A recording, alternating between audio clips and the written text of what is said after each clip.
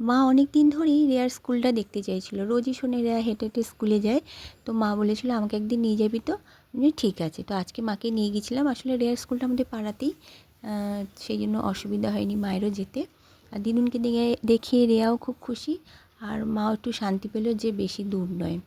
ফিরে এসে তারপর বাকি যে রান্নাগুলো ছিল সেগুলোকে করে নিয়েছিলাম। তারপরে রেয়া স্নান হয়ে গেলে আজকে মাকে একটু মাথা ঘষে দিয়েছিলাম। আসলে মায়ের হাতের জন্য মা তো ঠিকভাবে স্নান করতে পারছিল না, মাথায় সেই জন্য অনেক ময়লা পড়েছিল। আর দিদুনকে স্নান করাতে দেখে এরা একটু অবাক হয়ে গিয়েছিল, আর আমাকে জিজ্ঞাসা করছিল, তুমি দিদুনকেও স্নান করিয়ে দাও, কারণ ওকে তো স্নান করিয়ে দিই আবার দিদুনকেও।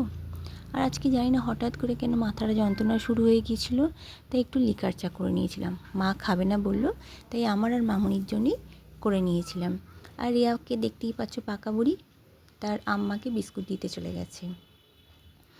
আর তোমরা দেখতে পাচ্ছ যে আমি না ওই যে আমাদের সোফার পিছনে যে পর্দাগুলো আছে সেগুলোকে একটু গুটিয়ে দিচ্ছিলাম। আসলে রিয়া না ওই সোফার উপরে উঠে পর্দা নিয়ে সোফাতে ঝাঁপ দেয়, কখন যে পড়ে গিয়ে ওর দাঁত মুখ ভাঙবে সেই ভয়েতে না আমি কার্টেনগুলোকে সবসময় এখন গুটিয়েই রাখছি ওর ভয়ে ভয়ে।